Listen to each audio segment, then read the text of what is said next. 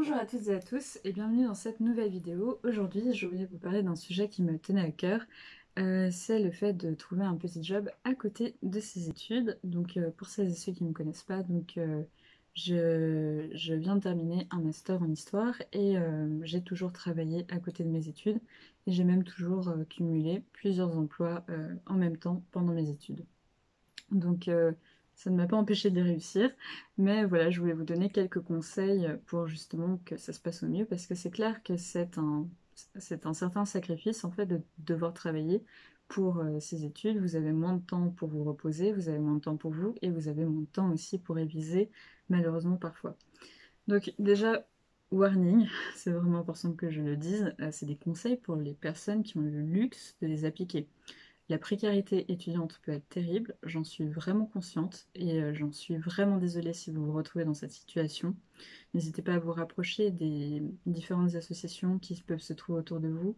Je pense aux associations étudiantes qui distribuent la nourriture. Il y a peut-être aussi des bourses que vous pouvez essayer de débloquer, etc.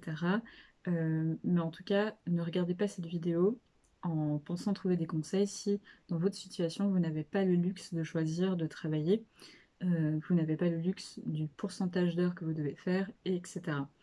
Donc je suis vraiment désolée pour vous si vous êtes dans cette situation et je vous conseille vivement de vous tourner vers les ressources qui peuvent vous aider.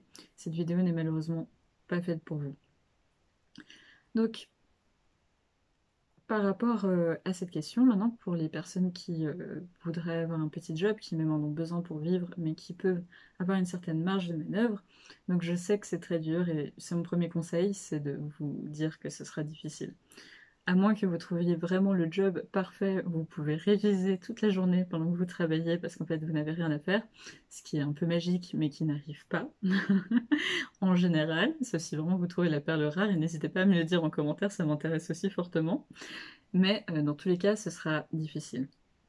Et je pense que le fait de s'en rendre compte, ça aide déjà à faire passer la pilule et à juste vous dire, ben c'est une période de ma vie qui risque d'être un peu difficile, mais je serai très fière de moi après et j'aurai une expérience professionnelle que d'autres n'auront pas forcément. Donc voilà, c'est un peu mon premier conseil, vous rendre compte que effectivement ça va vous demander des sacrifices, mais il y a aussi de très bonnes choses à travailler et c'est ce que j'ai un peu envie de vous présenter là avec ces divers conseils. Mon deuxième conseil, c'est de ne pas prendre trop d'heures. Vraiment, c'est important. Évidemment, en général, vous êtes payé à l'heure, donc plus vous allez travailler un nombre d'heures important, plus vous allez faire des extras, plus vous aurez d'argent. Et c'est souvent un peu ce que vous allez avoir envie de faire, surtout dans les périodes comme avant Noël ou ce genre de truc, où en général, on vous demande plus d'heures, et justement, vous vous dites, bah, il y a des cadeaux de Noël à faire, etc., etc. Ou pour vous payer des vacances, ou pour tout simplement manger plus diversifié, etc., etc. Le problème avec ça, c'est que plus vous prendrez de nombre d'heures, plus le corps va s'en ressentir. Et je vous jure, vraiment, pas seulement sur mon expérience, mais sur l'expérience des personnes que je connais, que le corps, au bout d'un moment, va s'épuiser très rapidement. L'université, c'est comme ça vous demande de base un investissement à temps plein. Évidemment, ben, nous sommes dans un monde qui est injuste et rares sont les étudiants qui peuvent se consacrer à leurs études à temps plein. Toutefois, la charge de travail est la charge de travail à temps plein. Donc, sauf si vous faites un mi-temps dans des universités, etc. Mais je ne connais pas cette réalité. Mais en tout cas, vous allez forcément devoir grignoter du temps quelque part. Et malheureusement, vous allez souvent le grignoter sur votre temps personnel pour vous ressourcer. Ça marchera 1 an ou 2. Ça peut même marcher 5 ans d'un parcours classique à l'université. Mais je vous le conseille vraiment pas. Pensez à vous, parce qu'au final, la personne pour qui vous faites ces études, c'est vous. Et cette personne se doit d'être en bonne santé pour pouvoir faire ses études. Donc vraiment, c'est important. Ne prenez pas trop d'heures. Gardez beaucoup de temps pour vous. Ensuite, conseil suivant, je vous conseille si possible de chercher un travail pas trop loin de votre domicile. En fait, on sous-estime souvent les trajets et quand on cherche un premier emploi, justement, on a le problème souvent de ne pas avoir d'expérience professionnelle. et on est un peu tenté d'accepter tout et n'importe quoi, et surtout des choses qui sont assez loin. Or, si vous cumulez le trajet jusqu'à la fac, et ensuite le trajet jusqu'à votre lieu de travail, et ensuite le trajet jusqu'à rentrer chez vous, si vous finissez par rentrer super tard parce que vous êtes fatigué, que vous n'avez pas du tout le temps d'être chez vous, c'est un mauvais calcul, parce que vous allez là aussi vous fatiguer. Et en fait, si je pouvais résumer les conseils de ma vidéo en un seul, ce serait: pensez à vous et ne vous fatiguez pas trop, parce qu'un parcours académique, c'est quand même minimum 3 ou 5 ans. Donc, il faut que vous soyez capable de tenir sur le long terme. Et c'est le plus important. Ensuite, essayez de voir si le fait d'obtenir un petit job vous permet de débloquer certaines aides. C'est parfois le cas. Ne me posez pas de questions en commentaire parce que, encore une fois, je ne vis pas en France, donc je ne connais pas les aides en France, et la plupart de ma communauté est française. Mais regardez, il y a peut-être des choses à voir, regardez avec des associations, allez à Emmaüs pour tout ce qui est mobilier, etc. J'ai presque tout. Il y a tellement de choses à trouver là-bas, c'est toujours super intéressant. Essayez de voir un maximum quelles aides vous pouvez obtenir pour justement ne pas avoir besoin de trop prendre d'heures pour vous reposer et pour pouvoir être frais et dispo pour l'université. Ensuite, il y a la question des week-ends. Beaucoup d'étudiantes et étudiants cherchent un travail plutôt le week-end. Pourquoi? Parce que la semaine, du coup, ils ont la possibilité de se concentrer vraiment sur leurs études. C'est une bonne idée, mais j'ai travaillé tous les samedis et tous les dimanches dans le cadre d'un emploi. Et à un moment donné, je n'avais plus du tout envie d'aller travailler. Le dimanche, c'était horrible. En plus, je commençais très tard, je commençais à 13h, donc ça allait. Mais vraiment, je n'avais pas envie de sortir du lit parce que je me disais: ah oui, c'est vrai, demain, il faut retourner en cours. Et c'était pas facile. Donc, vraiment, pensez au fait que, encore une fois, vous avez besoin de repos et vous avez besoin de temps pour vous. Il faudrait qu'au minimum, une journée par semaine vous soit accordée à vous. Et si vous n'y arrivez pas, alors une demi-journée. Mais en tout cas, il faut que vous fassiez autre chose que travailler court, travailler court. Sinon, là encore, vous fatiguez trop. Ensuite, conseil suivant, il vaut mieux un job rémunéré, dans le sens où vous cotisez, un vrai job, plutôt que du babysitting qui n'est pas garanti. Pourquoi je dis ça? Parce que le babysitting, ça peut être très bien, mais tout d'un coup, on peut vous demander tout d'un coup, pour une urgence, beaucoup plus d'heures, ou au contraire, ah finalement, là, on a un peu ric-rac niveau sous, du coup, on va baisser tes heures, etc. Vous n'avez pas vraiment de marge de manœuvre, en fait, et du coup, c'est assez difficile. C'est aussi assez demandeur en temps. Et au niveau du salaire, j'avais regardé, même pour la France, c'est vraiment très bas par rapport au prix du marché, on va dire, normal d'un étudiant, de combien on paye un étudiant pour un job chez McDo, etc. Donc en soi, c'est une très mauvaise idée. Évidemment, si vous n'avez pas d'autre choix, évidemment, faites du babysitting. Ou alors faites un job et du babysitting en plus pour avoir des petits extras. Tout à fait possible.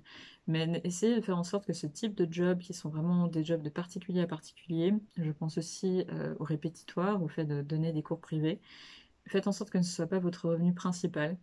Parce que si un jour les parents décident d'arrêter, moi ça m'est arrivé 1 milliard de fois, parce que j'ai fait beaucoup de cours particuliers en fait, et tout d'un coup, les parents au milieu de l'année remarquent que les notes de leur enfant s'améliorent, et du coup vous disent: ben, j'ai plus besoin de vous. Et vous vous retrouvez sans salaire, et c'est chouette, parce que ça veut dire que vous avez bien fait votre travail. L'enfant n'a plus besoin de vous, mais vous vous retrouvez sans rien. Donc faites attention à ça. Ensuite, ne négligez pas votre vie sociale, c'est super important. J'ai beaucoup parlé du fait de se reposer, mais la vie sociale, c'est primordial. Même si vous n'avez pas beaucoup de moyens, faites des sorties. Peut-être faites juste des sorties dans un parc, vous n'avez pas besoin de payer une consommation, mais c'est vraiment important. La vie universitaire, c'est aussi les amis, ça fait partie de la joie d'être à l'université.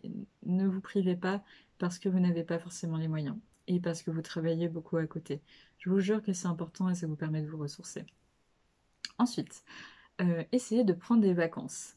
Une autre chose que j'ai souvent fait, en fait, c'est de prendre des jobs pendant mes périodes de grandes vacances universitaires. Je pense à l'intersemestre, entre Noël et la reprise des cours et des examens, et puis surtout la période d'été. Oui, c'est très bien, c'est une bonne manière de faire, je trouve, parce que vous avez ces longues pauses, vous n'en avez pas forcément besoin, et ça vous permet de faire beaucoup de sous, parce que vous avez beaucoup plus d'heures. Toutefois, essayez de prendre minimum une semaine de vacances à chaque fois. Encore une fois, c'est important et c'est à nouveau cette question d'équilibre. C'est vraiment important que vous preniez soin de vous. Et au final, ma vidéo pourrait s'appeler Prenez soin de vous, c'est plus important. Ensuite, essayez de voir les côtés positifs de ce job. Souvent, les jobs étudiants, c'est pas des jobs, on va dire, très valorisants. Encore une fois, ça dépend, mais bon, c'est souvent pas le cas. Et le plus important, c'est de vous concentrer sur tout ce qui est positif. Ça va vous donner une expérience professionnelle. Vous allez pouvoir la mettre sur un CV. Vous allez faire une coupure dans vos révisions. Et moi, honnêtement, le fait de travailler, ça m'a beaucoup aidé pour mes études parce que justement, je voyais autre chose. Et je n'étais pas dans ce stress constant des études parce que souvent, j'étais au travail et je pensais au travail et pas à mes études. Donc c'est un moyen aussi de rencontrer du monde et vous pouvez vous faire plein d'amis comme ça. J'ai découvert plein de personnes merveilleuses en travaillant et je les aurais pas rencontrées à l'université. Donc voilà, trouvez-vous ce que vous apporte ce travail. Un travail vous apporte toujours quelque chose, c'est toujours quelque chose de bon à prendre. Donc voilà, pensez positif et je vous jure que ça passe beaucoup plus vite. Ensuite, là aussi c'est lié au conseil suivant, allez-y avec un sourire et je vous jure que ça change tout. Le fait de juste vous lever, motiver et d'y aller, je vous jure que ça change une expérience professionnelle. J'avais justement un de mes travails où j'étais pas spécialement enthousiaste à le faire, et quand j'ai changé d'attitude par rapport à ce travail, ben finalement, j'ai beaucoup plus aimé parce que j'étais plus investie, les heures passaient beaucoup plus vite parce que du coup j'étais aussi plus dynamique, etc., etc. D'ailleurs, conseil aussi, toujours par rapport à cette question de voir le positif et de voir en quoi ça vous apporte quelque chose et en quoi vous allez sortir enrichi de cette expérience, parce que c'est aussi une expérience positive, c'est d'essayer de voir comment ça peut être appliqué à vos études. Je suis sûre que même si vous travaillez au McDo, au final, il y a des choses que vous pouvez voir par rapport à vos études. Je pense à McDo parce que j'ai vu le reportage de Cash Investigation assez récent sur McDo, donc bon, voilà, c'est à cause de ça. Mais il y a plein d'autres travaux, évidemment, pour les étudiants. Et enfin, dernier conseil, et c'est sur celui-ci que je veux terminer, aucun boulot n'est ingrat et vous êtes très courageux de travailler à côté de vos études. Et j'aimerais vraiment que vous vous en rendiez compte. Le simple fait que vous vous intéressiez à comment faire pour avoir un travail, etc., c'est la preuve que vous êtes très responsable en fait et capable d'avoir la maturité nécessaire pour faire des études académiques, parce que c'est ça aussi, les études, c'est faire des sacrifices et travailler. Et je tenais juste à vous dire que vous êtes, enfin, que vous pouvez être fiers de vous et que de toute manière, vous allez vous en sortir, j'en suis persuadée. Simplement, pensez vraiment, je vous en supplie, à vous reposer et à penser à vous. Donc voilà, j'espère que cette vidéo vous a plu. N'hésitez pas à me dire vos avis en commentaire, vos expériences professionnelles, c'est toujours intéressant. Et moi, je vous dis à très bientôt pour une nouvelle vidéo. N'hésitez pas à liker cette vidéo et à vous abonner. Ciao!